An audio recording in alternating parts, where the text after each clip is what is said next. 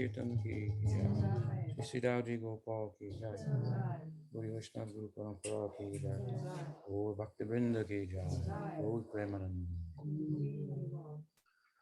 Om Jnana Timirandasya Jnananjana Salakaya Chakshurumilitam Yena Tasmai Shri Gurave Namaha Ajnulambita Bhujo Ganagabhadato Sankirtanaika Pitaro Kamalaya Taksho Vishwambaro Dvijavaro Yugadharma Palo Vande Jagat Priyakaro Karunabhavaro Vande Shri Krishna Chaitanya Nityananda Sahodito Godadai Pushpavanto Chitro Sandotamo Vandeham Shri Ramakrishna Abhaya Charanasako Sukado Paramanando Sundaro Subalapriyo He Krishna Karuna Sindhu Dina Bandhu Jagatpate Gopesha Gopika Kanta Radha Kanta Namaste Taptakanchana Gaurangi Radhe Vrindavaneshwari Vrishabhanu Sute Devi Pranamami Haripriye Shri Guru Vaishnava Guru Parampara ki jai. Grantara Srimad Bhagavatam ki jai. Good morning.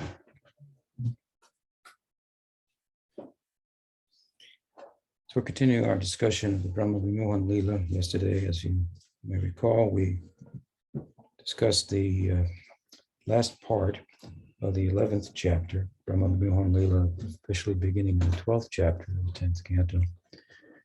And we found that that section had relevance to the Brahma Vimohan Lila as a way of introducing that section of Krishna's age, the Seish Kumar, the last part of his childhood, which the Brahma Vimohan Lila is also about. And it's also about it in a special sense. We'll get to that.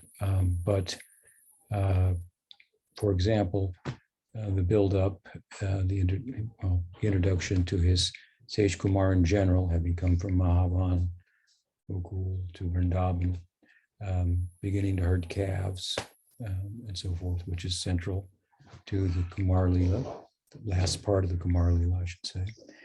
And we found that Krishna began to deal with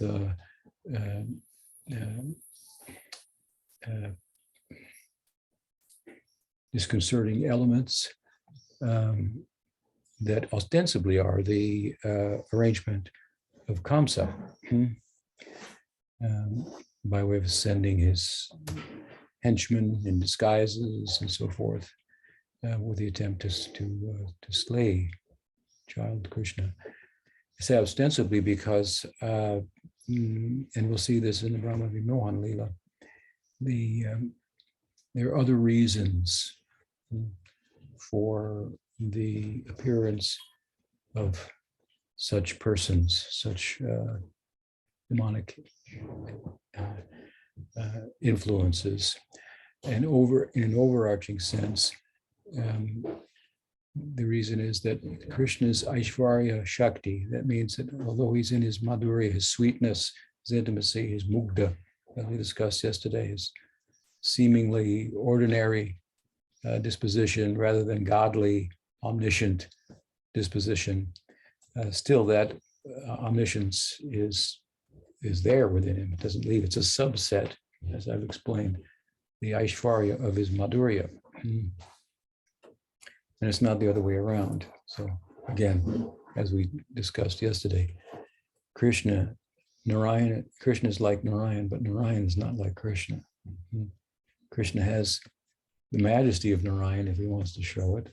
But Narayan doesn't have the sweetness of Krishna, should he like to show it. So it's Aishvarya Shakti of Krishna is itching to have a role in his sweet Leela. So from time to time, the opening comes. So the opening, we can say, rather than just comes ascending, ostensibly that's the reason Vatsasur Aishvarya Shakti is arranging for this to happen, so that Krishna's majesty can be shown as it had not been previously, in this sense, in the form of Krishna directly expressing the powers to defeat these demons, and that before the eyes of the cowherds, who in Sakiras very much relish the quality of Krishna's his heroics, his heroism, which they very much identify with themselves. This quality is an udipana, or an excitement for their rasa. They're always in Sakirasa, but certain things happen, certain elements of the within the Lila, upon coming to the fore, bring that Sakiras to the inherent in them to the front, so to speak. It's part of, I should say, that udipana is part of what mixing with the sthayi bhav causes it to blossom into rasa. You follow me? So, I mean, yeah, every father loves their daughter, goes without saying, let's say. But if she should be away and he comes home and sees her shoes at the door, then he gets excited. It stimulates his sthayi bhav of vatsalya for his daughter. So udipanas, they work something like this, right? So this heroism of Krishna is an udipana for Sakirasa. And to bring it out, Aishvarya Shakti plays a role. So this is looking at it from an internal perspective. And yes, comes is there externally, that is a superficial thing, right? It's not of much consequence. There's never really any challenge to Bhagavan. But in the drama, it appears to be so. So we saw Krishna defeated the Vatsasur, a demon, magically appearing in the form of a calf. Pretty good disguise. And Krishna's early calf herding, but he recognized him amongst millions and millions of calves. Right? Picked him out, pointed him out to Balaram, and dealt with him. And he dealt with him in a way that, as I said, he's never dealt with previously in the Prakat Lila. So this was astounding to the boys. But he did it also in a way that slightly reduced his role in it, by just appearing as if just pulling on the tail of a calf, which is not uncommon for Krishna to do, and turning her around, and suddenly a wonderful thing happened. So it looked like he did something wonderful, but then again, I mean, and they didn't report it back home for reasons I mentioned also. But what this is followed by, as we heard, is the slaying of Bakasura. And the point here of Bakasura's appearance at this time in the Lila is, in no uncertain terms, now, Vatsasura is kind of a segue from what happened in Gokul, in Mahavan. How Krishna stuck the breast of Putana. She just happened to die. It would appear, right? It didn't look like he did anything wonderful overtly. Same with the Shakatasur, Trinabarta, Yamalardun trees, as we explained, and so forth. So Vatsasura is kind of a pivot now. It's a turn. Looks like he directly, did he do that? And then Bakasura officially, ostensibly, overtly, he was devoured by the beak of Bakasura and caused him to spit him out and split his beak, and this pretty extraordinary feat on his part. Such a, he's just a Kumar.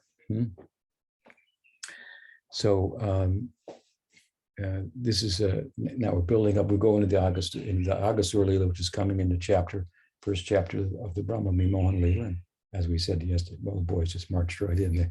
They're convinced with the slaying of Bakasura, Krishna has powers. Just like Garga Muni said, Narayan does wonderful things through him, so we have nothing to fear. So this lead up, this the last part of the previous chapter, is kind of an introduction to the spirit and the mood. But the chapter ends with a verse that we didn't get to, and I want to cite it today because it's significant. And this is the 59th verse of the 11th chapter. Evam viharai kumarai kumaram jahato braje nilanai setubandayar markato plavanadi bihi.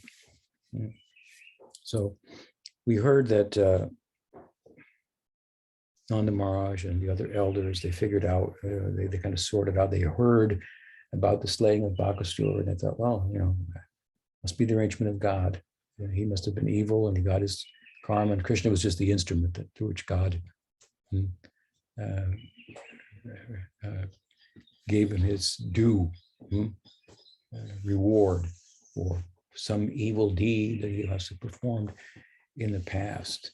And Krishna's special because out of all of the boys, millions and millions of them, he alone was the instrument through which God slayed this evil person, and his due reward, his punishment, was received for who knows how abominable of what demonic things he must have done in the past. After all, attacking a child is pretty bad in the present, right? So Krishna is wonderful, is the point. But, with a caveat, with a footnote. He's wonderful, but he's really just our son. This is the mood in Braj. And so having sorted that out, then as the residents, as the text explains, having sorted that out, the text concludes this chapter, I should say, with this verse. And here it says, in this way, evam biharai komarai. The Vihara means leelas, pastimes, the fun, the sport of his Kumar, his childhood age. Kumarai Kumaram Jatu. Jahatu means, refers to Krishna and Balaram. So the two of them. Verse is saying their Kumara came to an end. Their Kumar pastimes came to an end. And then it gives a kind of an overview, refresher of what the nature of those pastimes was like. Nilanai Setu Bandar, that they Setu Bandar, they built bridges in the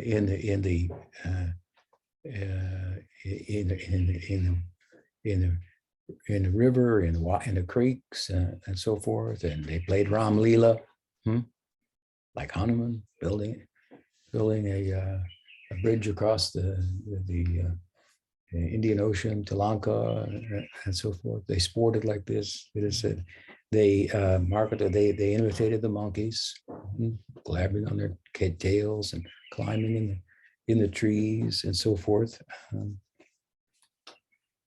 And they did Nilam. This refers to kind of a hide and seek. They played hide and seek. So in an overview, it cites a few things to give to refresh what type of play they experienced in their Kumar Lila in the context of, or on the pretext of, herding calves.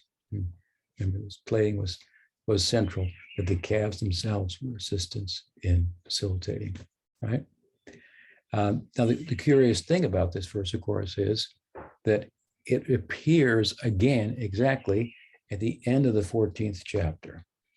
We're going into the Brahma Vimohan Lila, chapter 12, 13, and 14. So in chapter 12, we'll hear how Krishna decided to go on a picnic, how his friends came with him, the cows came to his home, and they entered the forest and so forth, and how they got lost in their play to such an extent that they forgot about eating.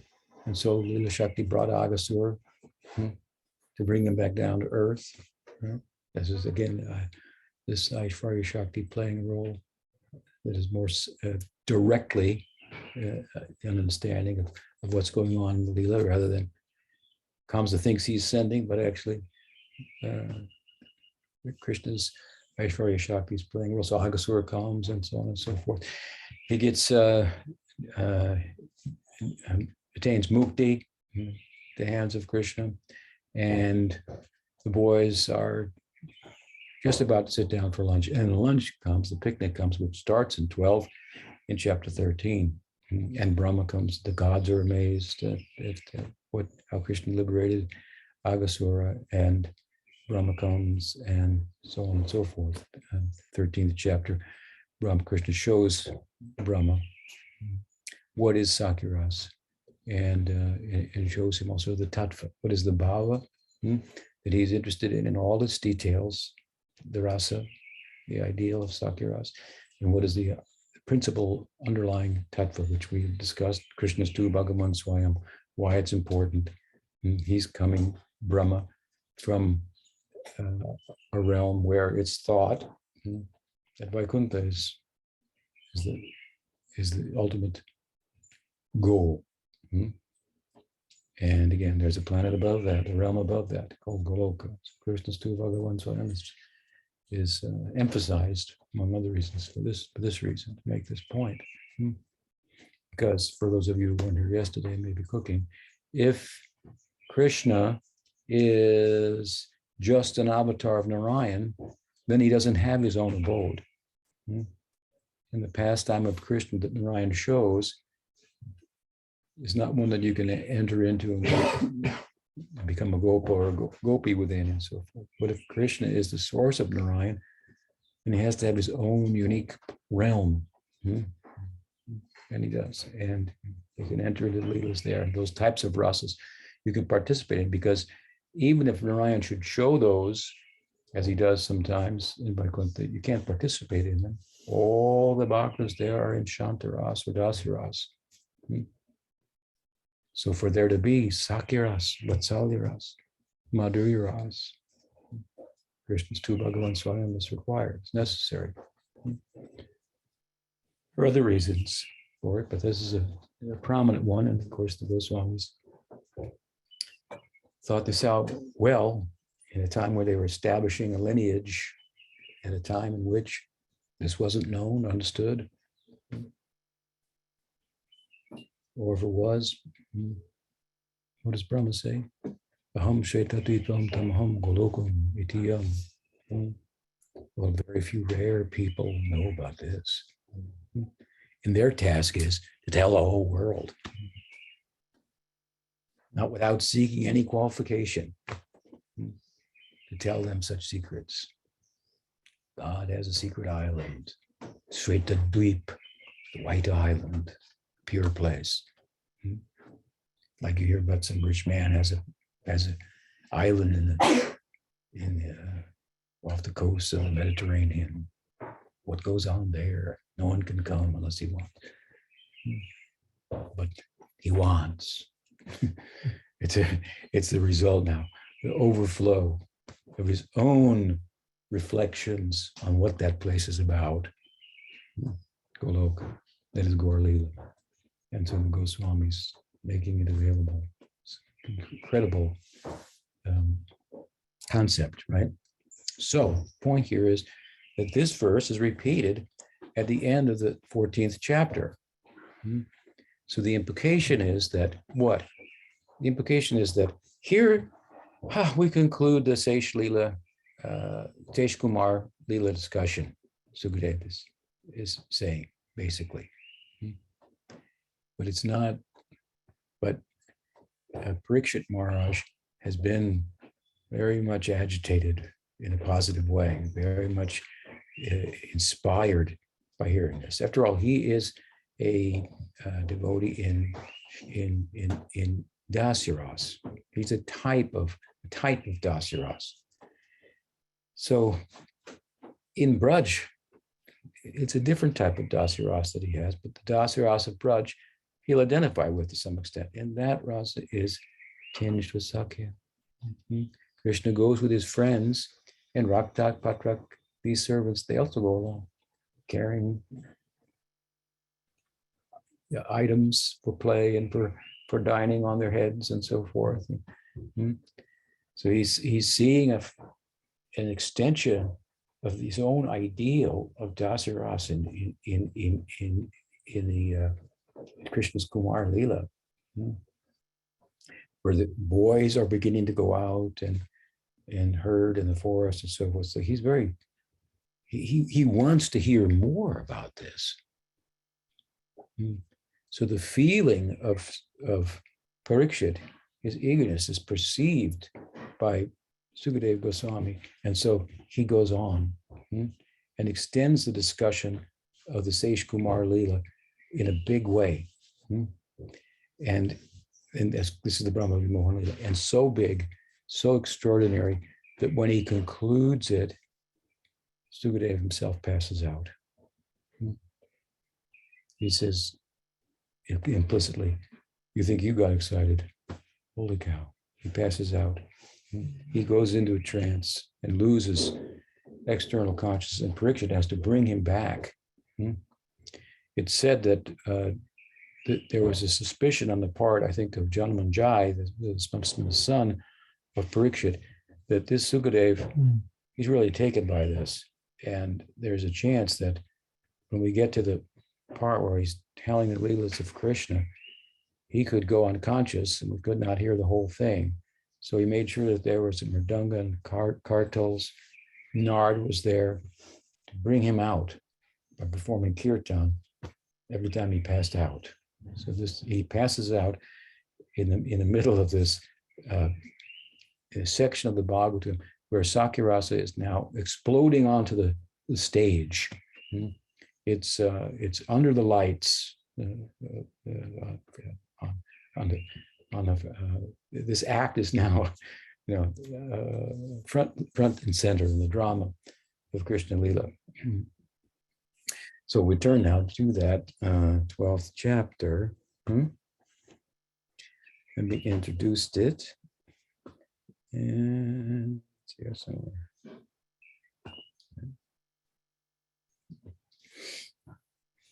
Chapter 12. It's described as the luck of being Krishna's companion, which is first and foremost about.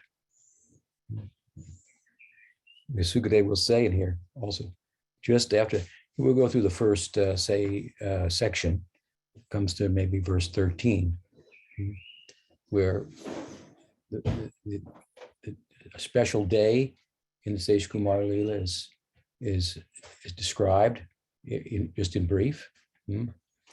And the consequences of it, Krishna going cow herding, picnicking, taking their lunch with them, a description further of the nature of that play and so forth, and Sukadeva's marveling at it.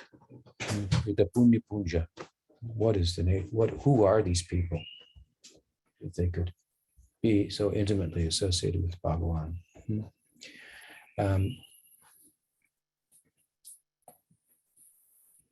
So we have the luck, I guess that's what we'll discuss today. This first section we call it the good fortune of having attained such a position that exceeds all other known possibilities within transcendence, past like yoga and gyan and bhakti, Vaidhi bhakti. What to speak of Brahma Sayuja, merging with Brahman, other transcendental achievements, and so forth. Sukadeva basically says these people are, it's blowing my mind who they are, how they got here, what kind of, so the descriptions, we have to think what they did to Sukadeva. You heard of what they're doing to Parikshit Maharaj, but they're doing it to Sukadeva also. So his reflections on this, he takes a breather after 12 verses. And then at the end, I believe of the 13th chapter, he passes out. So, and who is Sukadeva Goswami? We mentioned this yesterday. What was his position? He's a Jivan Mukta. He's situated in Atmananda. He's what is the word? Atmaram. Bhagavatam describes him. Same thing. Has no attraction to anything in the world. He's fully self-sufficient. If you want to preach about self-sufficiency, we've got the ultimate in that, right? To rely upon the self alone and understand its independence of the body-mind complex. What will such a person take? He will take nothing from the world. To stop taking is part of loving. But there's more. And of course, the Bhagavatam verses that he heard from his father, who sent them with a woodcutter to find his son Sukadeva in the forest. Let him hear these verses. This then is the other he gave. Love is about not taking, but it's about giving. Where will I give? There's nowhere to give anything to. Everything is here today and gone tomorrow. And there's only me, an Atma, that if I look closely at it, it's like Brahman, which is everywhere. So there's a sense of no other. So where's the possibility of the full face of love, giving something which requires a significant other? So love becomes diminished in one sense, in the form of knowing and being unto itself, self-satisfied, not taking, expressed as universal compassion. Interestingly enough, of course, that universal compassion on the part of a jnani, or let's say a Buddhist, is what is most attractive to everyone. The compassionate emphasis of the Dalai Lama in Tibetan Buddhism exceeds that emphasis found, which is to some extent, but exceeds it as it's found in other forms of Buddhism. This is a real central to Tibetan Buddhism, and for that and other reasons, but it's much more popular. Because love is what drives everyone. Everyone's driving, moving, searching for, cannot rest until they find love, right? So, but this world compassion, universal compassion, is just a shadow of the love of bhakti rasa. You have to pass through that. And Vaishnavas are compassionate. But bhakti rasa, that is another thing altogether. So you have to hear from Bhagavatam and from such Vaishnav sampradayas, but from Bhagavatam and Gaudiya Sampradaya, in a very extraordinary way. You might hear about it from Ramanuja, Vishishta Dvaita, maybe. It's there, but the full face of prem. That's why all other Vaishnav sampradayas, what do they say is their goal? What is their goal in a word? Mukti. And what is ours in two words? Prem prayojan. Prem prayojan. Krishna prem. That's right. Prem prayojan. Prem. It's a different goal. It is Panchama Purushartha. Fifth goal. It is beyond mukti. That is, the sages will pass out at such a thought, as did Sukadeva. And then he is passing out as he comes further to consider what he's heard from Vyas. He heard the Bhagavatam Vyas, he's considering that and reiterating that now in the form of Bhagavad Kirtan to Parikshit Maharaj. And so when you hear it, and then when you speak about it, that speaking about it solidifies that which you've heard. So it's like really entering his heart. That's why Sanatana Goswami says, in the course of narrating the Bhagavatam, and incidentally, the section of the Bhagavatam that constitutes the Sakirasa center of the Bhagavatam. And later on in the Kaliya Lila, in the Denakasura Lila, excuse me, at the end of it, Sanatana Goswami attains Sarup Siddhi. He sees himself in that, he enters into, I should say, a internal form suitable for being a participant in what he's talking about. He's talking about it, witnessing it, going in and going out, and he attains Swarup Siddhi. At the end of the Denakasura Lila, when Krishna starts to, for the first time in Bhagavad Lila, Bhagavad Gita, experience Purvarag, coming home from cow herding. That time he's just becoming a Kishore. He's passed through now Poganda, even just entering into Kishore, and his romantic heart. He sees the gopis waiting for him. Subal says, look at her up there in the moon tower. They're able to exchange glances without expressing themselves. So like this, this is Purvarag, kind of a separation, even in the presence of young lovers who are yet unable to express their love for one another. And it works wonders on Sukadev, right? So when he stops and reflects on something as he does here in this first part, you should take note. You may not be able to draw so much from it. It may sound, it's interesting, but how Sukadev is reacting to it, this is very important. From that, we should think this is what this is doing to him. It's not doing it to me. Of course, I'm not like him, a Jivan Mukta, but it has the capacity to bring me to such a stage and more, as it is for Sukadev. Sukadev's heart was pure, so he could hear these things and understand and repeat them and have the epiphanies that he did. But for us, of course, bhakti will come, the narrative will come, and it serves primarily in the beginning as a means to cleanse the heart. To the extent the heart is cleansed, then it will have, the decorating will go on, the bhava will come. So first, Chaito Darpana Margin, and then the other stages develop from that, as described in Chaitanya Mahaprabhu's Shikshastakam. So, Sri Sukha Uvacha, Brahma Vimohan Lila narrative begins. Kvachit vanashaya manodatat prajat pratasamutaya payasya vatsapan prabodhayan tringa ravena charana vinirgato vatsa purah sarohari. So he says, he says, Sukadeva Goswami says that Kvachit.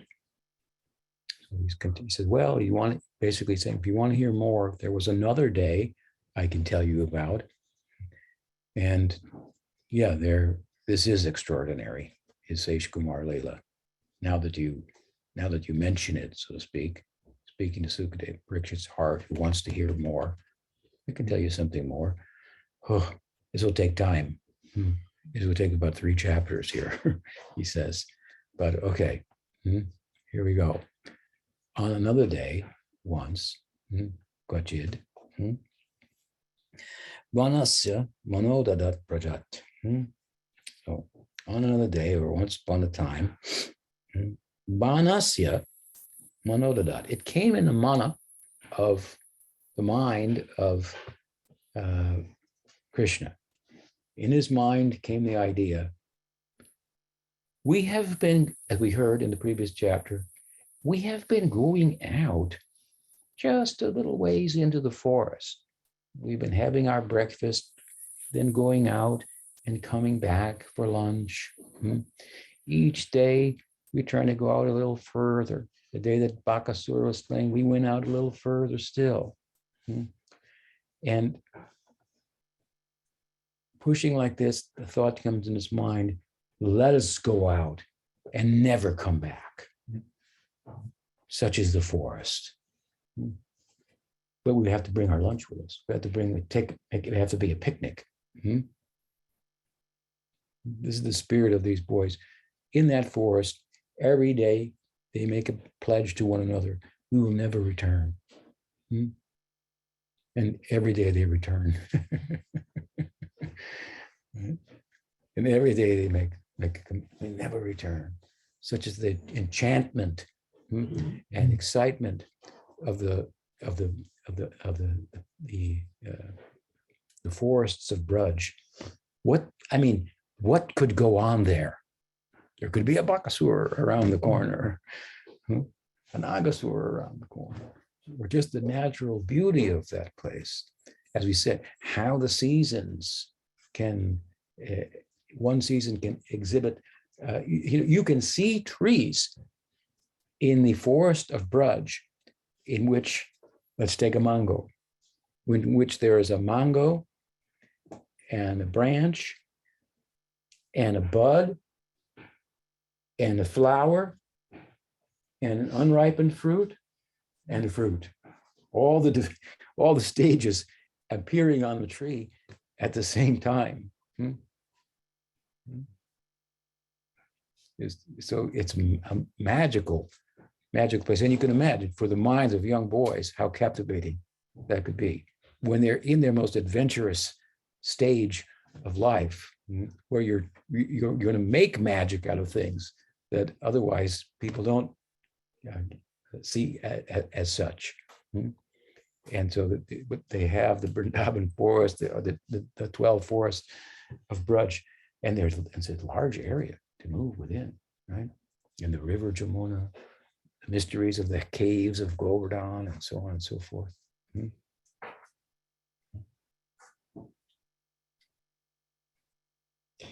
So Krishna's excited. So in his mind comes this idea: we will go on a picnic.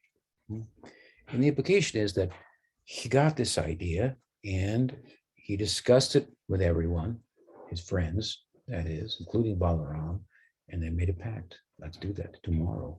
We will stay out all day. And it's as if one boy said, well, right, let's do it. What will we eat? We'll bring lunch with us. So this was the plan. And you can imagine with such a plan, as they returned, and then each group of boys went to their own homes and took their rest, it was difficult to sleep that night.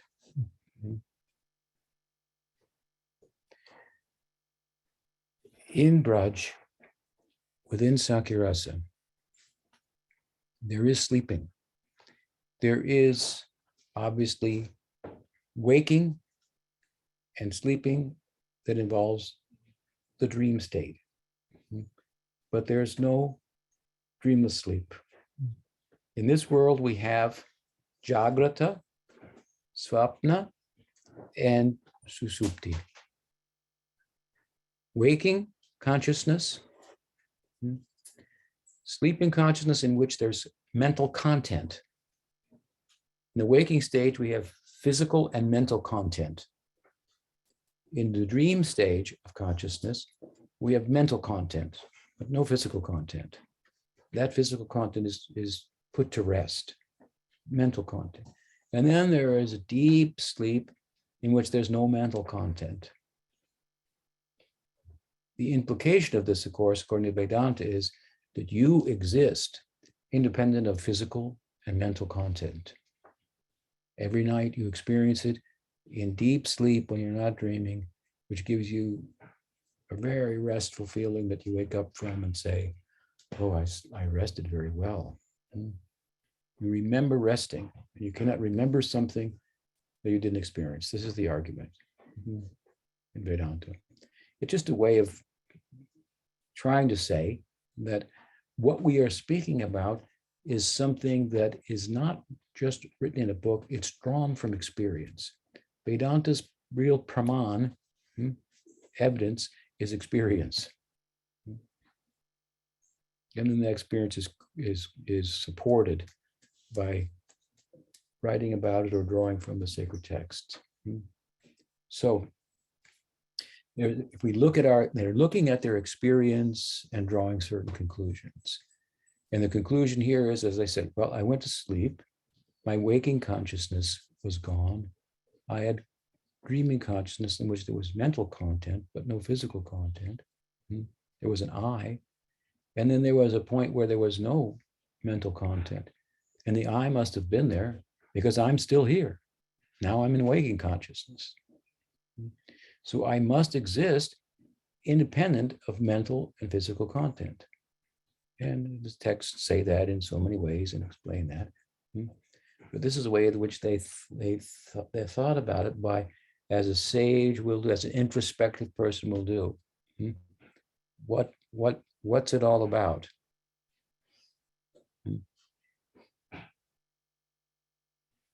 Is it just for the moment we live? It's a song. A movie, old one. The rishis, they thought deeply, right? They weren't just superstitious people who weren't introspective. It wasn't from a point in a stage in human history where there was no philosophy, which is maybe thought to be a modern thing only. In the Western world, philosophy was born as a moving away from thought, deep thought, with regard to the implications of revelation. In this case, the Western revelation, the Bible, the New Testament. Thought in relation to such revelation. And philosophy was to unhinge thinking from revelation and just let the mind go. How it could possibly be like, what is the nature of being and world and so on and so forth. So in Braj, at any rate, the point is, there is waking consciousness and there is dreaming consciousness, but there is no susupti, sleepless. And the waking consciousness and the dreaming consciousness are all part of neither of those three we experience in the material world, Jagrat, Svapna, Susupti, nor the fourth, Turiya. It's a word that means transcendence, beyond the deep sleep. Because deep sleep, well, we're giving an example of how it might be a way of saying, hey, I exist independent of thought and mental and physical constraints, and it's peaceful.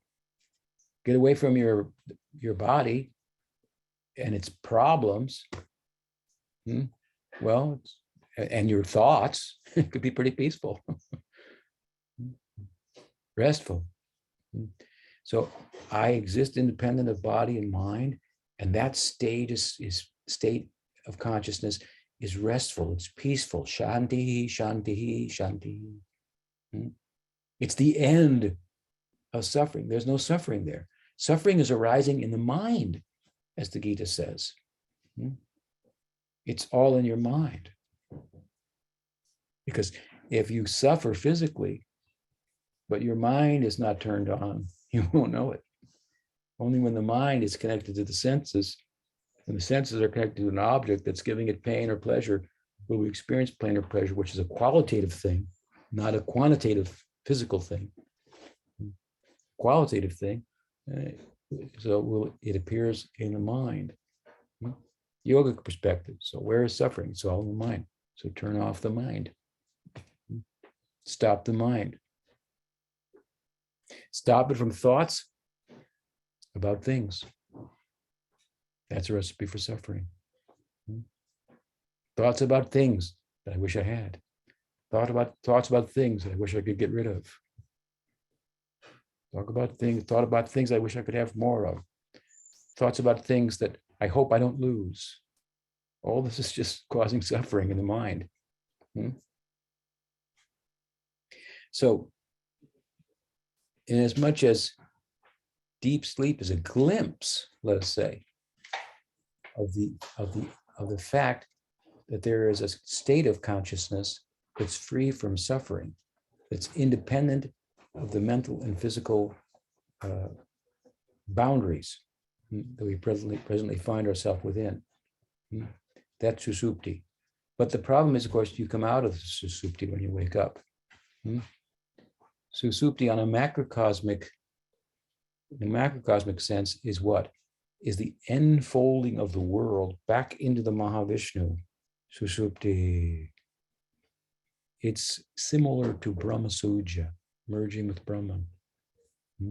The heterogeneity reverses into homogeneity.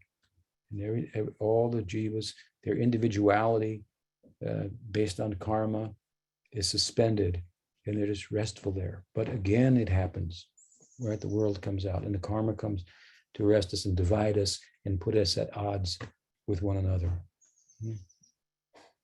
Such as the waking state. In the waking state, we are at odds with one another. In the dream state, we have some symbolic representation of what the world is like, or possibilities that exist beyond the physical world. The possibilities in the dream world, in the mental world, far exceed those in the physical world. Prabhupada used to say, you can have in the physical world gold and you can have a mountain, but in the mind, you can have a golden mountain. Right? Don't think, by the way, that the dream state of consciousness is less real than the waking state. They are just different states of consciousness. Of course, we think like that, because in the waking, we think the waking state is real. It's really uncomfortable, is what it is. That's what's real about it. What's real about it is that it won't satisfy the self, that's for sure. The self doesn't fit within it. It fits better, for that matter, in the world of the mind, where there are more possibilities. The mind is, in a sense, closer to the self, although categorically different, being subtle in nature and quasi-subjective compared to the gross and objective nature of the physical world, that where everything's real, right? What makes it real? That it lasts a little longer than something does in a dream? How long? How much more long is a year, 2 years, 10 years, 100 years? From a few seconds in a dream? Well, you say a lot longer, but on what scale? How long is existence? It has no beginning, it has no end. What's 100 years? So how real is the waking state? This is one of the criteria by which we determine it's more real than the dream state, because you can hold on to it. It lasts longer.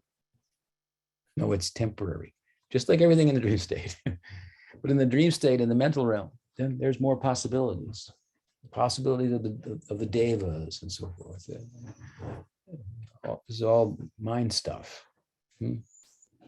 Subtle realms.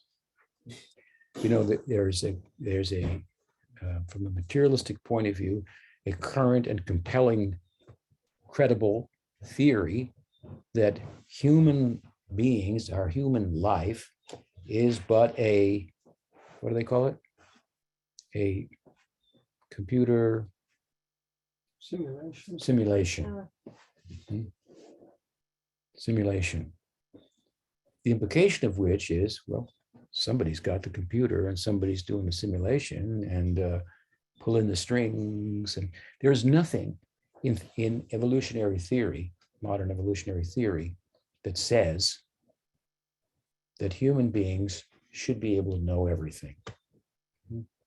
Ants, we think, don't know everything. See a lot of them here. They don't know what your foot is when it comes down. No one steps on them. They know there's something there, but they know it's a foot, it's a human being, and they think like this and they act like this and have all these powers and so forth. We think that doesn't come to the ant's mind. I think we're right about that. So we may have the human, the hubris to think that we are the humans. We know more than the ants and plants and animals and so on and so forth. We're the gods on earth, if you will. and there's nothing beyond ourselves. But if we're a simulation, obviously there's something beyond ourselves. Right? Of course, this is the teaching in Vedanta. So they're the gods, the goddesses, they're existing, we could say, to use a kind of modern term, mind stuff, and we hardly know anything about mind. The most advanced sciences for exploring the mind are, well, psychology.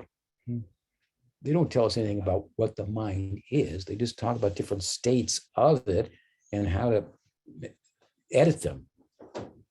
And it's pretty crude, actually. It's so crude that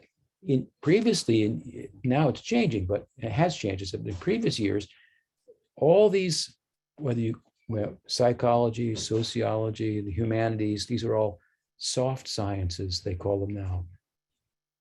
But previously, they weren't even thought to be scientific at all.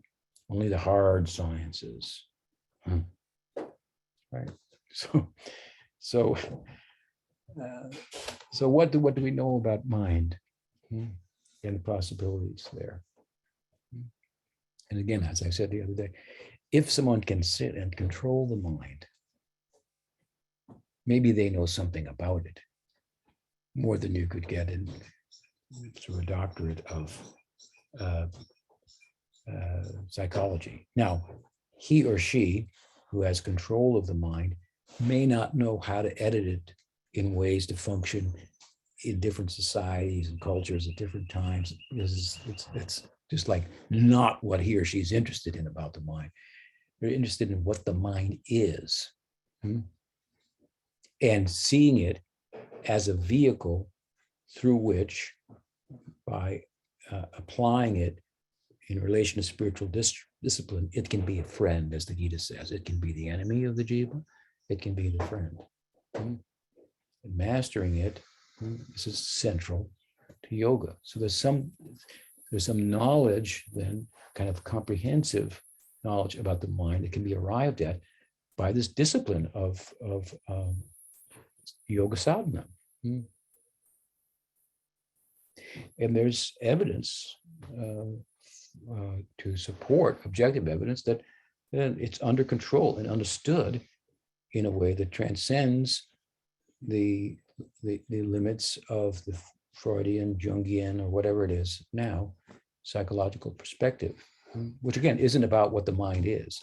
Now they try to say what the mind is, and it's just the brain, but they're not getting anywhere with that, right? And by understanding the mind, well, let's say understand something about consciousness, that they are consciousness. Again, that they're independent of the mind. So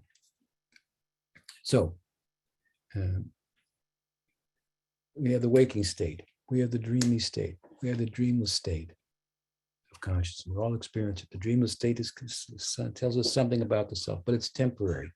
This is a microcosmic perspective. On the macrocosmic perspective, that dreamless state, Susupti, is the whole world enfolding back into Vishnu, right? Then coming out again. But there's a fourth state of consciousness, and that is called Turiya, which is called the fourth. Because we can talk about the mind, we can talk about the body. What can we say about the self that transcends the body and mind, and therefore is beyond thought, mind, beyond words, body? To what extent can they do justice, body, words, vocal, mind, thought, to something that transcends it? They can't be the jury to weigh in on it, whether it exists or not. They don't have the credentials. Going the mind returns, Shruti says. From where going, words return.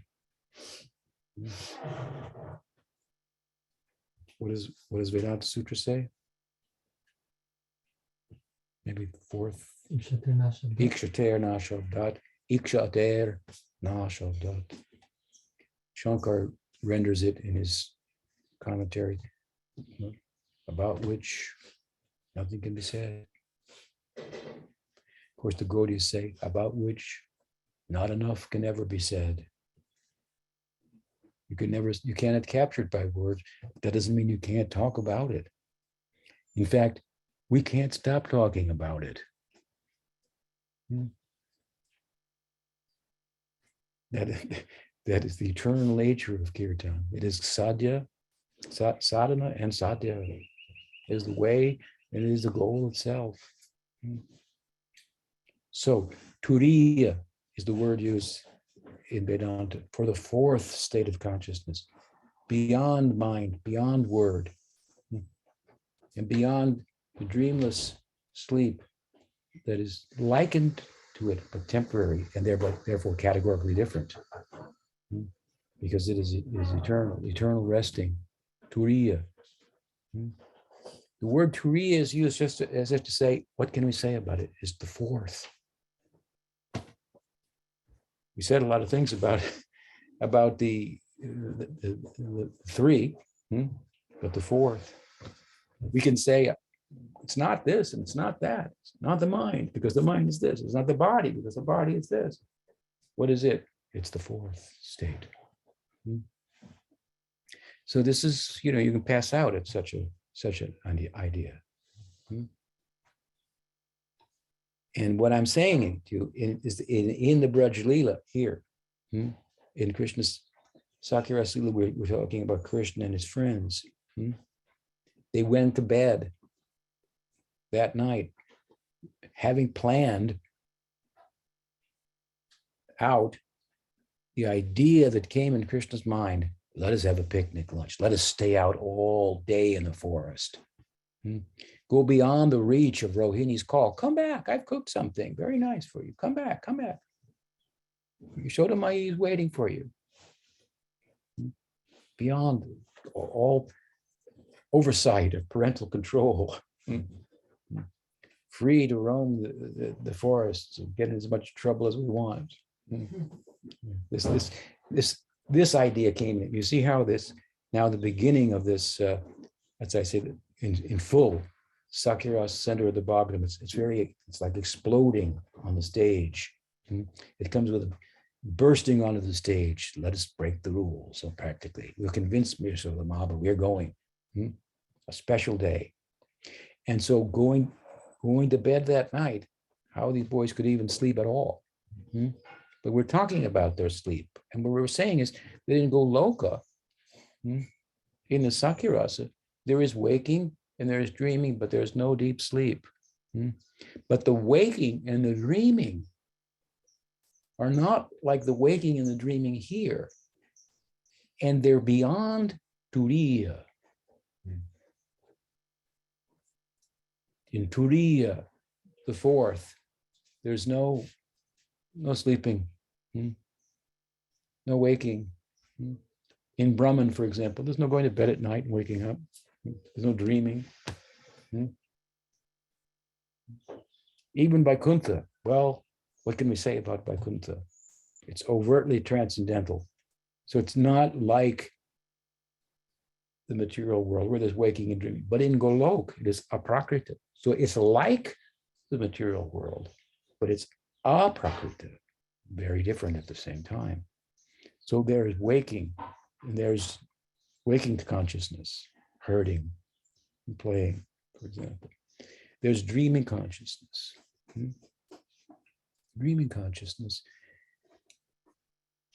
I had the good fortune to speak with the Mahant in Mangalgiri, where one of the Dwadasa Gopals, one of the associates of Krishna and Balaram in Gaur Lila, what is his name? I think maybe Sundarananda Thakur. You mentioned Sundarananda Thakur. Sundarananda Thakur. His lineage, Sakya-rasa lineage, in the maybe 18th century, middle part of the 1700s, I believe, there was a powerful Vaishnava sadhu named Nayanananda Thakur. He wrote Preo Bhakti Rasarnava. Is it? Preo Bhakti Rasarnava. All about Sakirasa. And the Mahant told me that he used to wander everywhere and give Lila Katha about Sakirasa. But at one point he came in one region overseen by the royalty there, and he was invited to talk. And the king asked him, tonight, I want you to speak in the assembly Bhagavad Gita. And so his Bhagavad Gita was always about Sakirasa. But he had to practice never to speak Bhagavad Gita at night, because he thought at night the cowards are sleeping. So I will not speak at night. But the king wanted him to speak. And in those days, you don't disobey the king. So he was in difficulty. So that night he went to sleep, prayed to Gopal Krishna, what will I do? And Gopal came to him in a dream and said, no, don't think like that.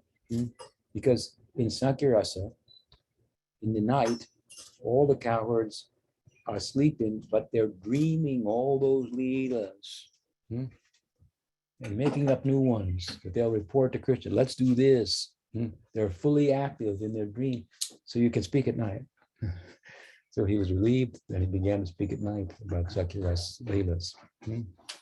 So they're sleeping, but there's no dreamlessness. There's no deep sleep for them. They don't get that much of a night's rest because they're always dreaming about these affairs. Pull it up a little bit. It's too close. Thank you.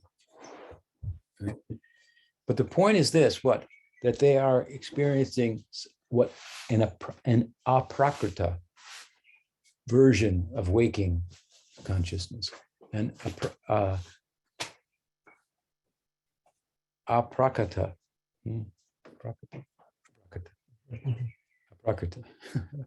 prakrita version of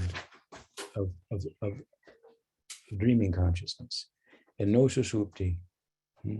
And this is beyond turiya, peaceful, deep sleep, like eternal mukti.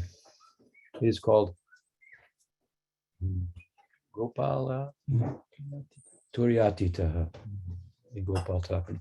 The fifth state, Turiyatita Gopala. Fifth dimension. So it's hard enough to wrap your head around 4 dimensions: waking consciousness, dreaming consciousness, what the implications of them are, and so forth. Deep sleep, as we've talked about, Susupti, Turiya. Now we're going. This is why Sukadeva is passing out at the end of this. You get that far. Section. Turiyatita Gopala, Turiyatita, the 5th dimension. So they could hardly sleep at night, planning, excited about the idea that came in Krishna's mind. Why don't we stay out all day and we'll have a picnic? So this is how this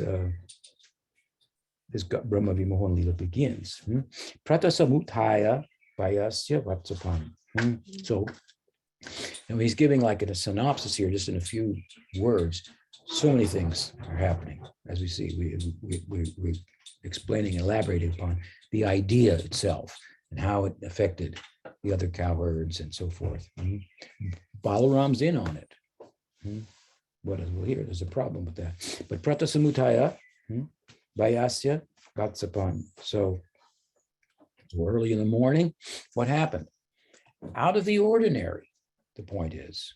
So it's bringing our attention to this even more. Out of the ordinary day, we just heard the ordinary days of the Seish Kumar Lila. Vatsasura was slain, Bakasura was slain, what kind of sports they played, and so on and so forth. Those were the ordinary days. This is a day out of the ordinary. This is what enables, it tips the scale for Sukadev.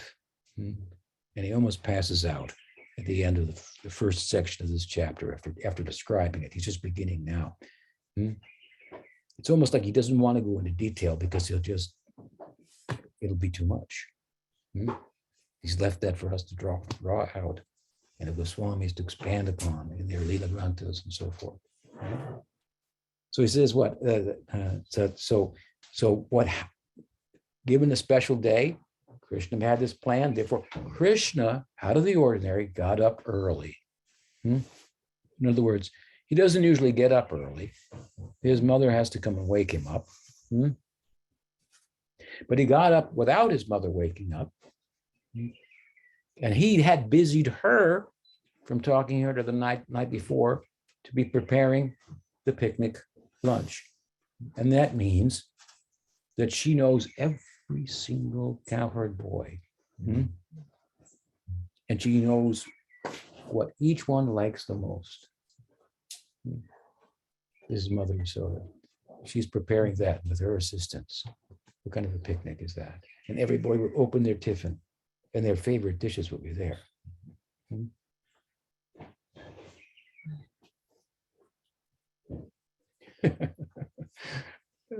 So Krishna wakes up. Typically, on a typical day, it's Balaram who wakes up, stands on a raised platform, blows his bugle horn, and all the cowherds are awakened. Balaram blows his horn, and as he blows his horn, the sun knows it's okay to get up. Of course, this pertains to the Lila when it's fully played out. In the apricot Lila, we enter into a section of the Lila where what happens in the Prakat Lila has played itself out up to the point where Krishna is about to go to Mathura, but he doesn't go.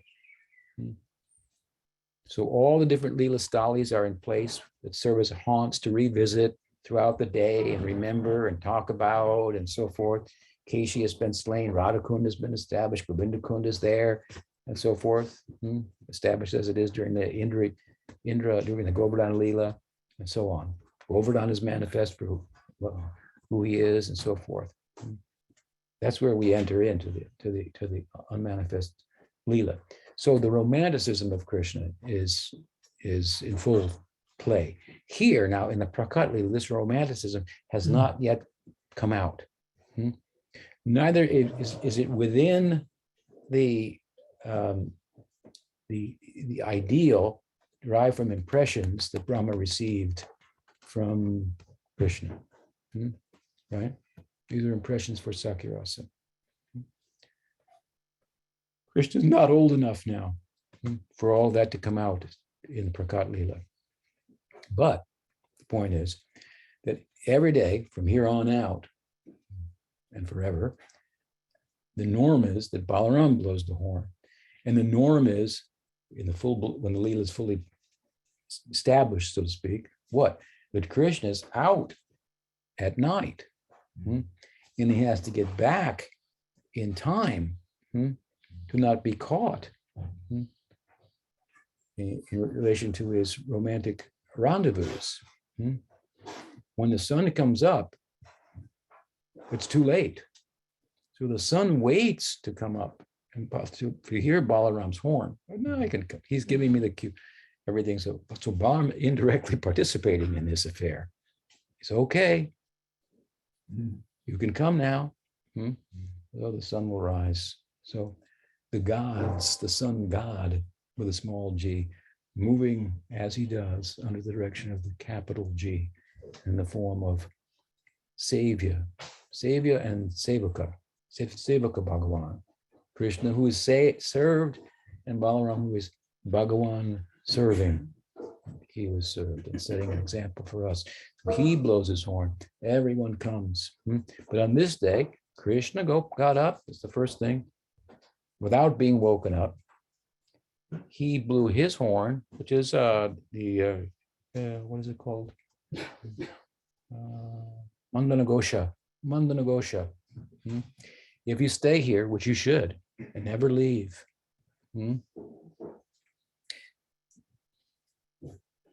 We're in the spring season now. Soon there will be flowers everywhere. In the beginning of January. Then it will become warmer. And then the flowers will fall from the trees and the buds will come and the fruits will start to come. So many fruits.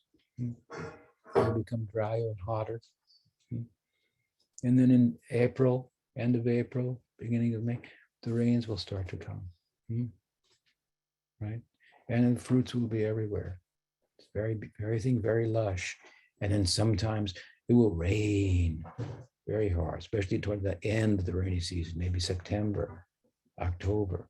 It will rain very hard, and you will hear thunderbolt crashing, shaking your bhajan kutir. Just like lightning, like right outside your cabin, like huge explosion. It's very exciting. This is how Krishna's horn sounds. It's called like Mandana means the sound of thunder. His horn is actually described in Bhakti Rasamrita Sindhu as an antelope's horn with gold at the front, at the small end, it blows in at the large end. Maybe Nilgai, famous blue deer of Vrindavan, that kind of antler. This is his horn. And it has to be loud like that because it has to wake up every cowherd boy all over Braj. Of course, Balaram's does, but Krishna's does as well, and they come on this day. And here it said what? Prayodayan Tringa Ravena Charuna. Charuna, it was very, very beautiful, the sound. I know it sounded a little shocking as I described the thunder, but it's very beautiful at the same time. Very loud, explosive, but very, very charming because the impressions that are contained within the horn that he's blowing of love for his friends, wake up, realize what you've been dreaming about.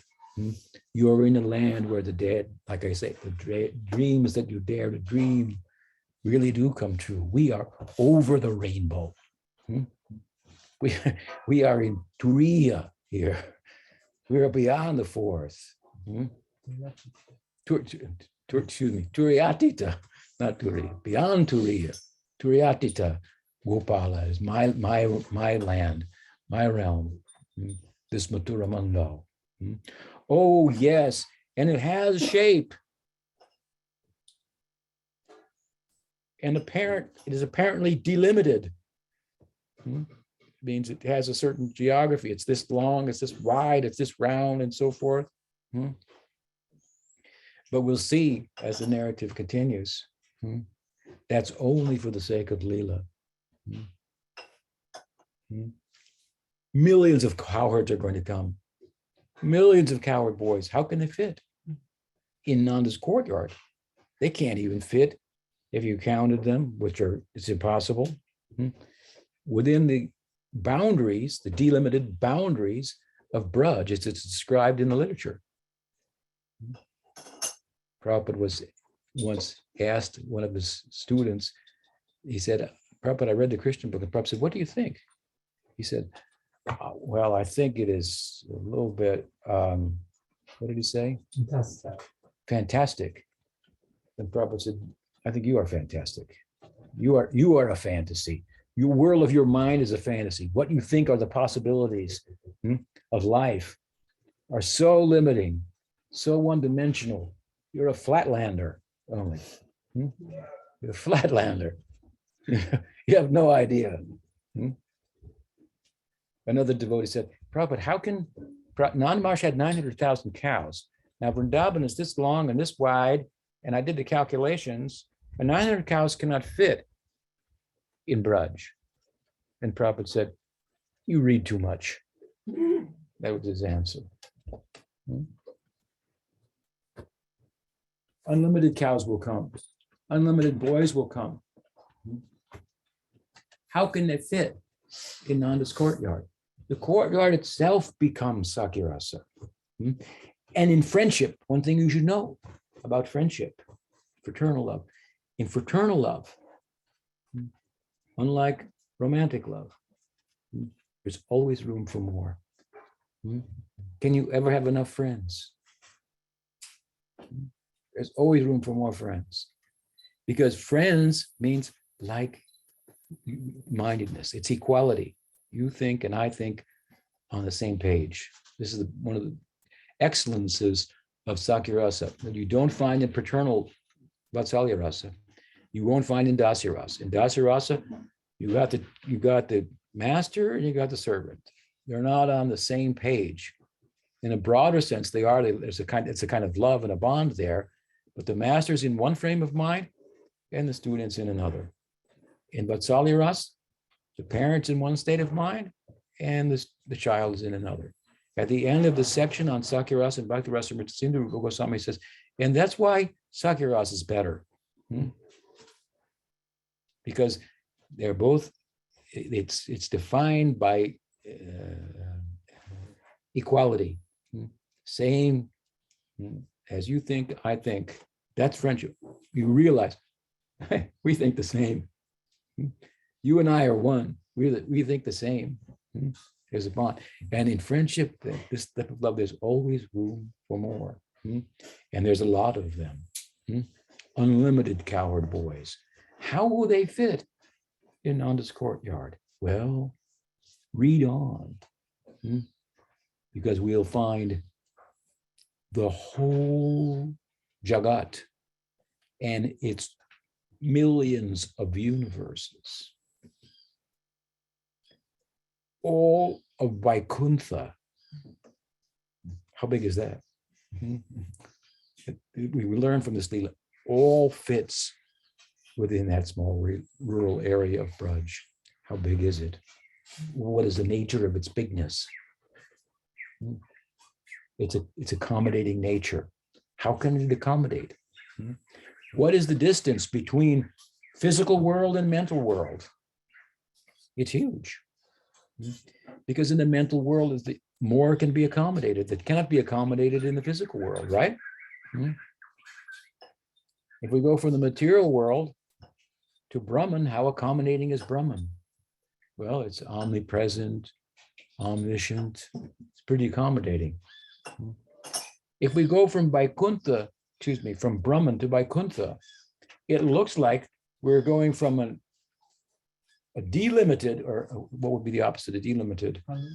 Not unlimited, but anyway, unlimitedly accommodating space to a delimited realm where there are forms, where there are shapes, and so on and so forth. Looks like it's getting smaller, but it's getting bigger. How? Because the measure of affection is greater there. Because from Brahman we go to from Turiya, we go to an extended idea of that, where there is rasa. And if you go from Vaikuntha to Goloka, how much more accommodating is that space? In other words, what's accommodating? Just the distance or the nature of the place? I've often said, if you love someone, you will feel that you're in a bigger space than if you were to stand in the Sahara Desert, big space. If you love someone and you're living in the hollow of a tree, pretty small space, but it's big. It's not only you, there's somebody else there. That somebody has made you bigger also. That other person that in love has made you bigger. And the space is more accommodating. So love is more accommodating. It's the biggest space. So that's the implication of Goloka. It looks the smallest because it must look that way to facilitate love. It must look small. And Bhagawan, who is everywhere and all-knowing, must look as if he's only right here in front of me. And he doesn't know that much. He could even learn something from me. Therefore, I can have intimate relationship with him, right? So the Godhead has to take on the infinite has to take on a finite-like appearance in order to interact with the finite in intimacy. Because if it doesn't, if it remains an infinite in appearance, then it will create distance between itself and the finite. So Golok looks small for Good reason, but it's big. Hmm? We'll see. Oh, Brahma saw all the worlds, all the Vaikuntha found in here. Hmm? As I said earlier, Aishvarya is a subset of the Madhurya. Or to speak of the material world, where there's no Madhurya and there's no Aishvarya. Hmm. Everything there, all the disciplines here as we go on, what you can arrive at by any spiritual discipline or religious discipline, all found in Braj. Hmm. Fulfillment of Varna, we were talking about Braj, is fulfilled there. What the Jnanis seek, what the yogis seek, it's fulfilled there, and it's there and more. The yoga powers are described as being on the circumference.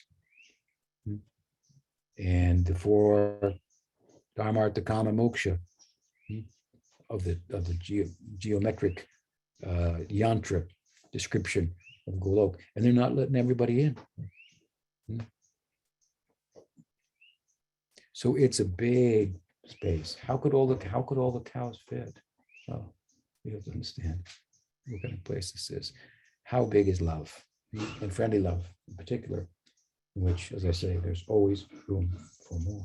So here, Bhagavad says what also? I'm kind of getting a little bit ahead, but before we complete this verse, there's one other thing that's mentioned in it that's significant. He says, Vinirgato vasta purasharo hari. After hearing, he played the beautiful sound of his horn, woke up everybody, and Sukadeva is giving us this in a condensed form, and the implication is, of course, they all came and they went out.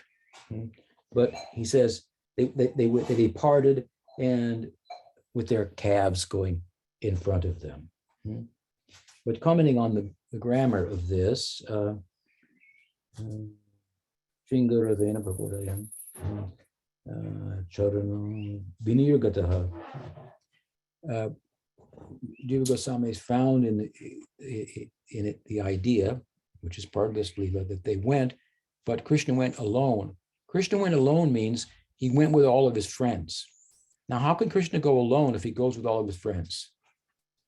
Who can answer? Krishna went alone, but we already know he went with all his friends. How can he do both? Like when Mahaprabhu, the Kasi told Mahaprabhu, I want to speak with you alone, and he was with his associates and said, No. Oh. He had them in his car. He had them in his car. No. Because there were also expansions of Rupa Shakti. No.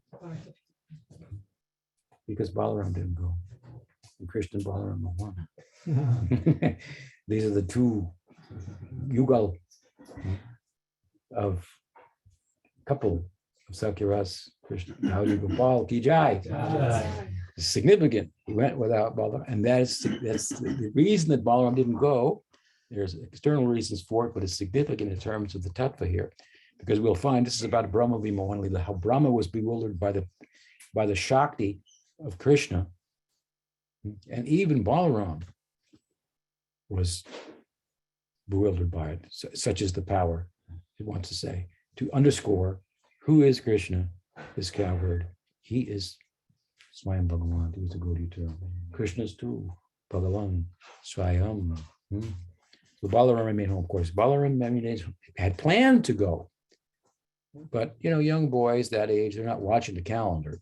It's just another day. Meanwhile, the parents bring out the calendar, and astrologically speaking, it happened to be an auspicious day in Balaram's life, like the day in which the constellation in which he was born appears each month. So they have a yearly birthday and a monthly birthday. I mean, it's a celebratory place. What can you say? A birthday every month. Why not? And then a grand birthday every year. Right? So the parental affection wanted to honor this auspicious day and arrest Balaram, suppress his Sakya, Vatsalya, and Sakya, they are not compatible. And we love Yashoda, but they're not compatible. But we have to understand it properly. So in the present means in the presence of the Vatsalya, then it will cause the Sakya to retreat, to shrink. It can't express itself fully because of the overreach. You shouldn't do this, you shouldn't do that. Uh-oh. So Balaram has been arrested by Vatsalya Prem. And a celebration for him is, but some relatives are going to come. Oh God, I got to sit here, and the relatives are going to go through all of this. And meanwhile, his mind is racing. What will they do on the picnic day? What will happen? Oh my God. This is Balaram's thought. So Krishna went alone without his other self. Balaram. And then what Sukadev says, he says, next verse, that is verse 1. He says,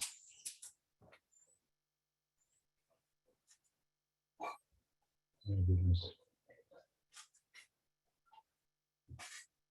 He says, I'll just read things. The boys, and we discussed this already, numbered in the thousands.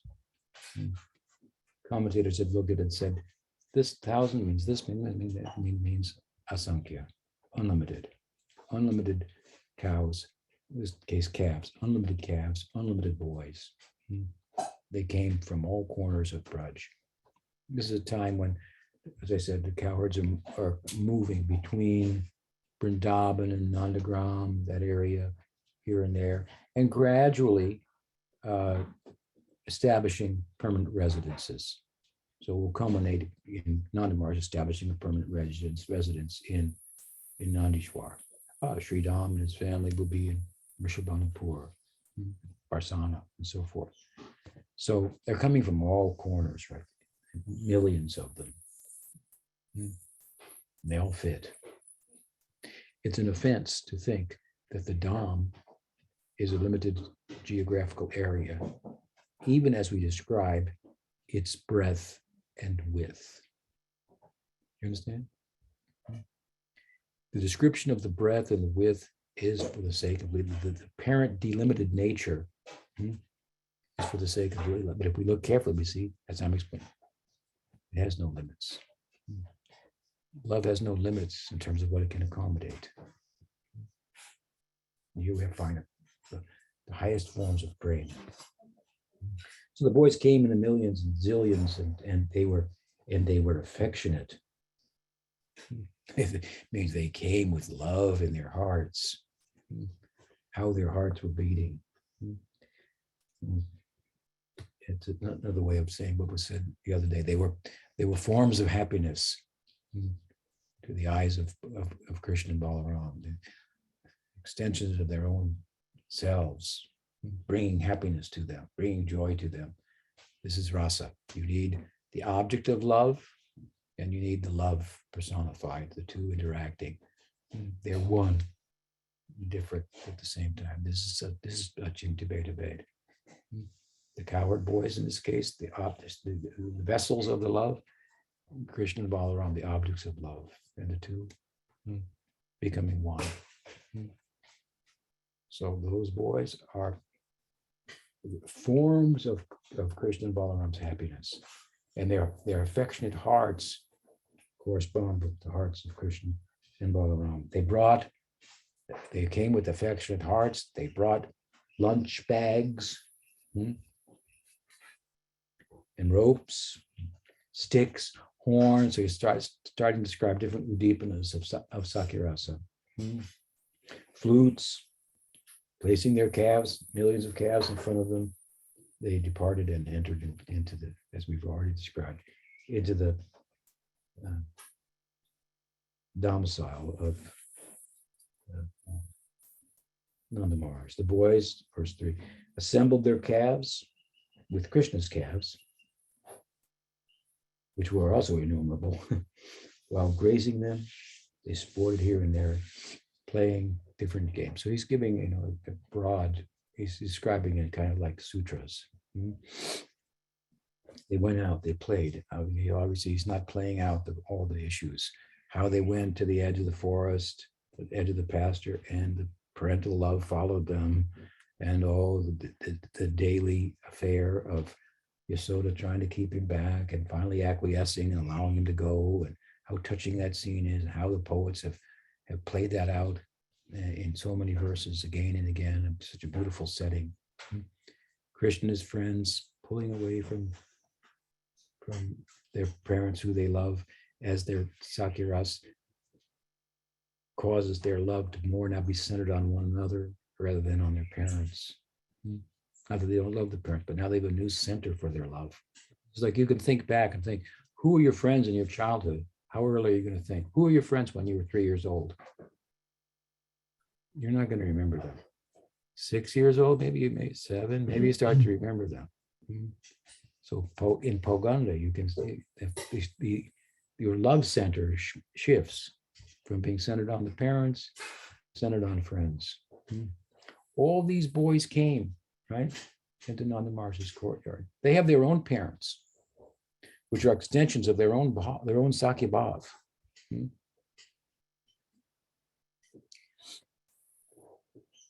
But they also accept Mother Yasoda as their mother, and she accepts all of them as their sons. Like I said, every Gopa and every Gopi, she knows every one of them, and she knows just what their favorite dish is. If she sees one and can grab, she would immediately grab one, put them on her lap, and ask the Gopi, "Tell me, what has he done to you? What has he said? Did my son said anything to you? Has he mistreated you? You've come all this way to cook. I saw him giving you some looks. Tell me, you can speak to me." Or to the cowherd boys. She'll put him on her lap immediately. She's going to lose her son, who's going to go cowherding, but she had gained all these other sons as well. At least for the morning, they've come. And at night, they'll return. And she's comforted to some extent by the fact that, well, at least he has good friends. They're pious. I know their parents, and they're good people. Vrishabhanu, Raj, Sridham, this one, that one. Such a beautiful place. So they'll pack their lunch, their breakfast, if this is the case, and they'll go in the millions to the end of the forest to herd.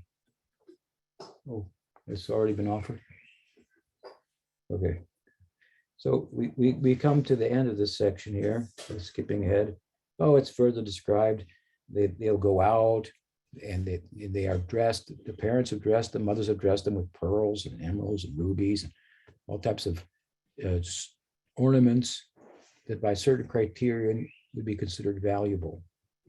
The boys go into the forest and they redecorate themselves with flowers and different colored earth. They paint things on their faces. They take berries like the gunja berry, make necklaces and earrings out of them. And they're great artisans. They decorate one another fully, and they don't know the difference. There's no sense as to what's, the pearls are more valuable than gunja berries. My God. Diamonds are more valuable. They don't have any sense like this. Whatever is valuable, it's just according to their fancy. Whatever if they think it's more valuable, it's more valuable. And if they think it's more valuable, they immediately show it to Krishna. Or they'll bring home from the forest something and say, "This is a nice ornament." Mother go, "Oh, yeah, man, I got pearls for you." Okay.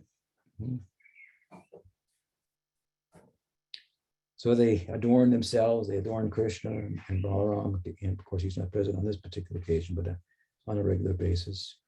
And then they play. And so some description is given by Sukadeva of their playing. And how they'll steal one another's lunches, steal Krishna's lunch. One boy will steal Krishna's lunch. Some will steal another boy's lunch and they'll pass it around and he can't catch it.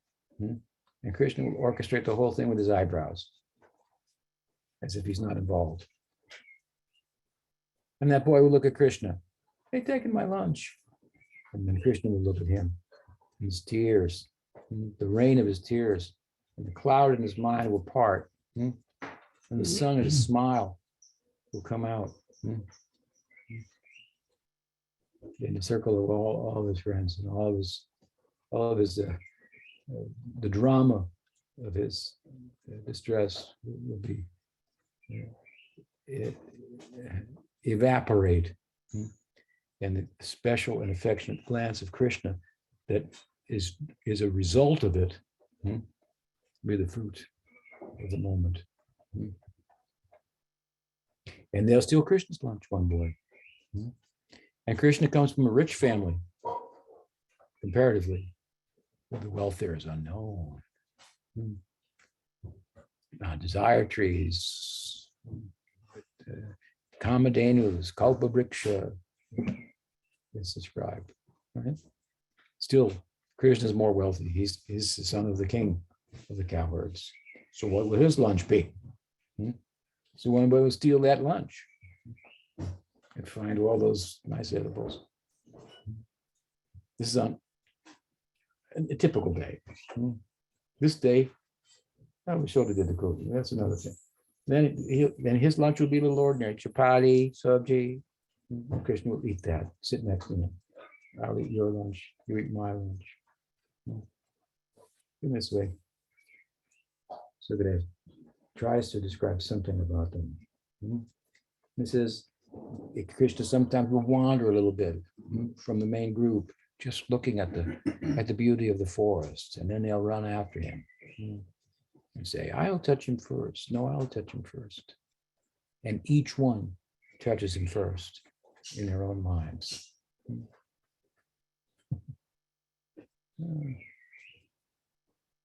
And then what? Well, Sukadev describes their fun further. And comes to a conclusion about it to end this section over several verses. Though they imitated the monkeys by climbing in the trees and swinging from tree to tree, pretended to be yogis, a bit like yogis. Monkeys are like yogis. Yogis live in the forest. They only eat fruits and so forth. One is in Tamagun, the other in Sattvagun. On both ends of the spectrum, they have some similarities. In a sense, in the context of their Sakyarasa, they're dismissing yoga, making fun of it. Others will play leapfrog and pretend to levitate as they jump. And they can do it. Make fun of another yoga siddhi. What is yoga compared to what we're doing? This is implied in all of these affairs. They'll shout into the wells, Narayan, or into a cave, Narayan, and the sound will come back, Narayan, and then they'll chant, Narayan. This is Bhakti Bhakti Kirtan of Narayan. Like this, they'll do all these things. And implied in that, what are all these things compared to what we're doing, where we've arrived? And this is, of course, as we get to it, Sukadev's conclusion. They look at their own reflections in the water and sit there and do ahangarupasana, self-worship, looking at their reflection. This is small. This is nothing. We can do that too. We're beyond that also, such as our position. This is what it's implicitly saying to us. And itam satam brahma sukhanubhutya tasyam gatanam paradevatena maashritena naradarakena sakham bijahu kritapunda punja. This is where Sukadev almost passes out. In the end of the next chapter, of course, he will. But he's seeing this in his mind's eye as he's describing it to Parikshit Maharaj. What kind of relationship these boys have with Krishna? And he says, he who is the object of attainment for the jnanis, like I used to be a jnani, that Brahman, which you can't say anything about. It's everywhere and all knowing.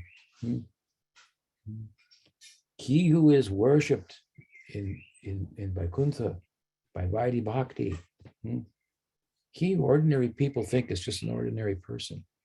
These boys are associated. He is that Brahman. He is that Narayan. And his ordinary look is so human-like that it deceives ordinary people. What does the Gita say?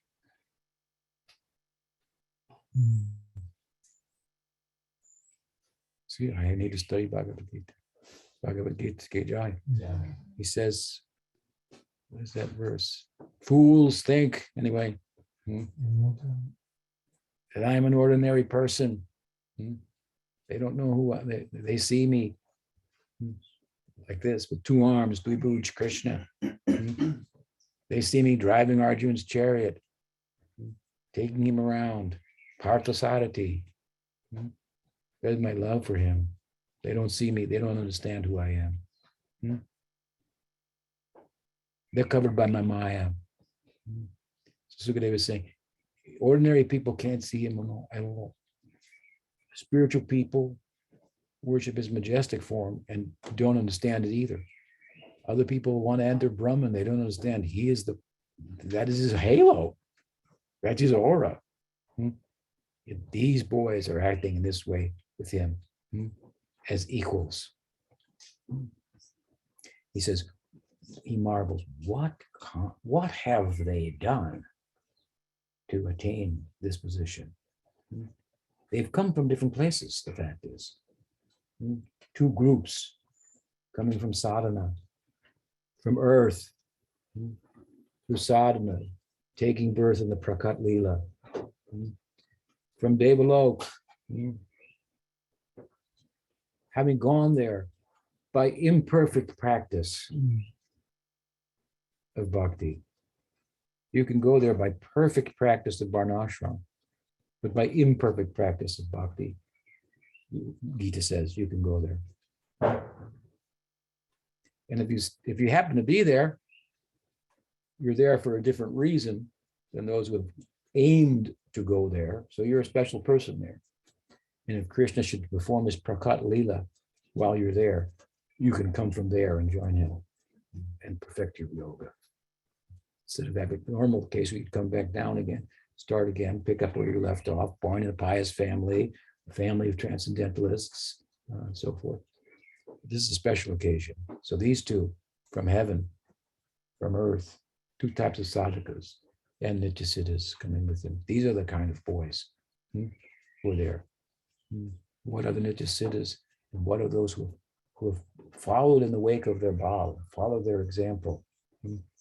How did they get there? Sukadeva wants to know. How did they get there? With the punya punja. What did they do? What kind of here? Punya means beautiful. The ordinary meaning is pious activities. What kind of but if you study the Bhagavatam, you know, well, it's not by pious activities you can get to Goloka Vrindavan. You can go to heaven and come back down. So punya also means beautiful. What he's saying, what kind of beautiful things they must have done to attain such a beautiful end? Because the means and the ends, they correspond. If they attain such a beautiful means end, what kind of beautiful practice did they undergo? That must be a very extraordinary thing. Yes, Rupa Goswami says, it is by Mahat Kripa only. By Mahat Kripa only they can come. This Rag Bhakti can only get from such a Mahatma who has that. His or her grace falls upon us. Then it's possible. Not by any other means. And they are giving of their grace. That is a very beautiful thing. They are the Kripa Shakti of Bhagwan.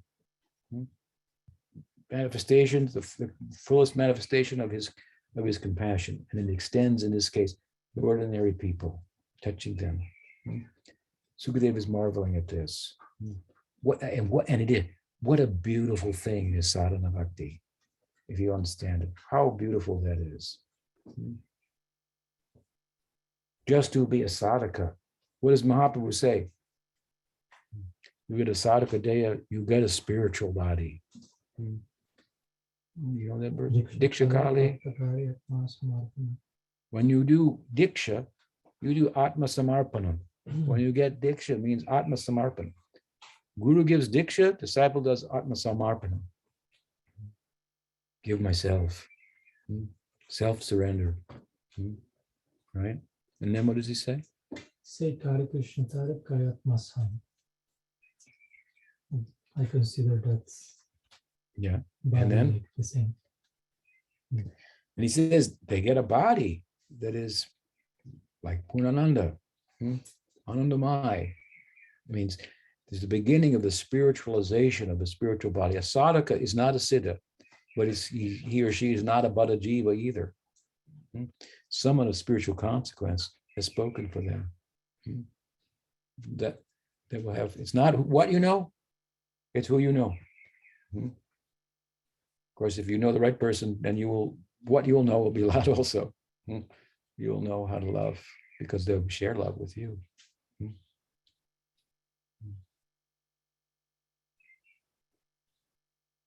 You know. Oh. Love is unconditional. My condition was my standing. But she gave me standing. He gave me standing in this. Patiently.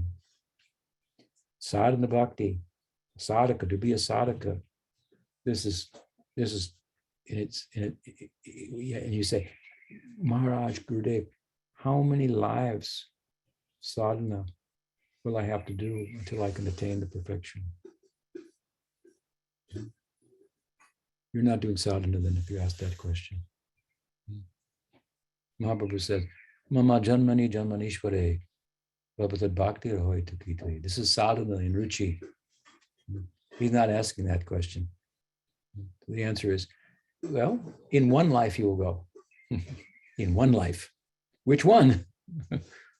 In the one where you don't ask this question because you're actually doing sadhana. And therefore you're desiring only bhakti because you're experiencing what bhakti is about. You fixed your ideal and you're getting a taste for that. And what do you want? Only more of the same.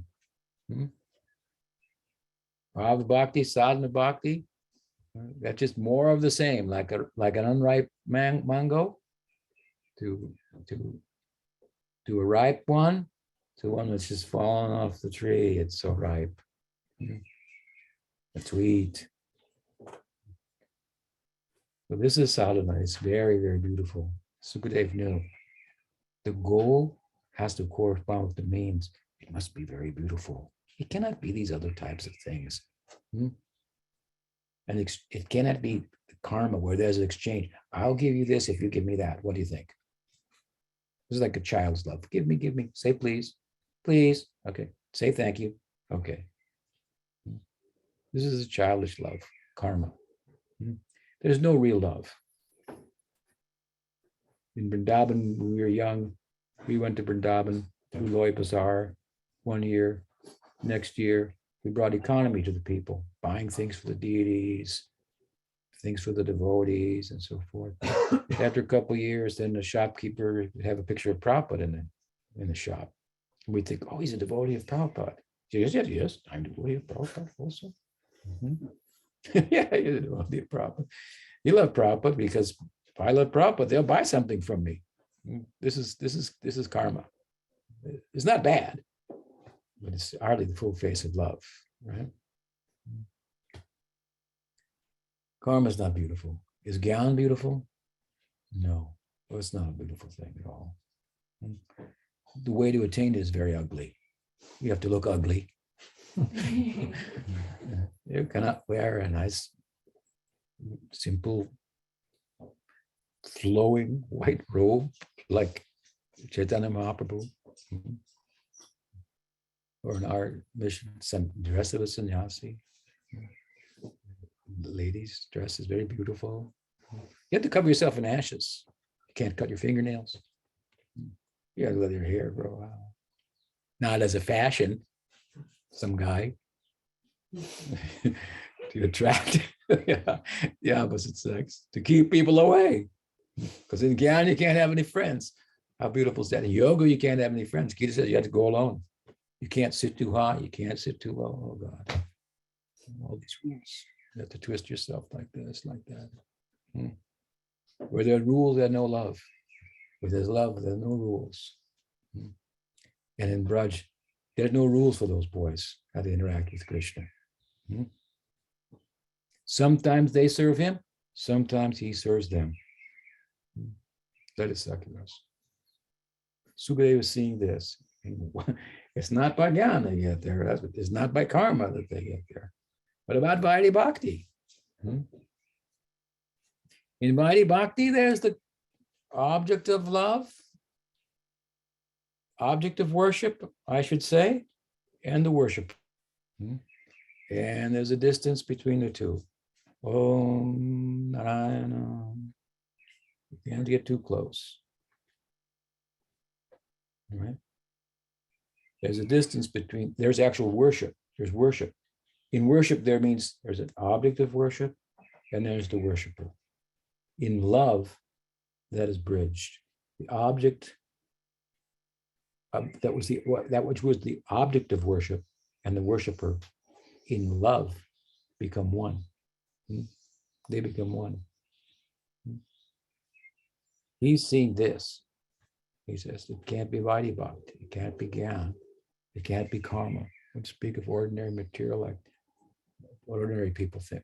Who is this boy, this Krishna? Who are these boys? How did they? It must be a very beautiful thing that they did to attain such a beautiful thing. That is what Chaitanya Mahaprabhu was given. Sri Chaitanya Mahaprabhu ki jai. What did he say? Anarpita charim charat karunayabatina kulu samarpaitam unatojalarasam sabhakti sriyam hari purata sundara dutti kadamba sandipitaha sadaraya hridaye kandare spuratu va.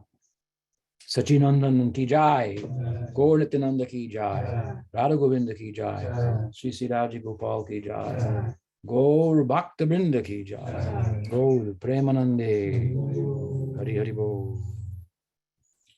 Vancha Kalpatarubhyascha Kripasindhubhe, Paritanam Pavani Vipashinubhe, Namo Namaha, Ananta Koti Vaishnava Brinda ki jai. Shri Guru Maharaj ki Mahaprasad ki jai.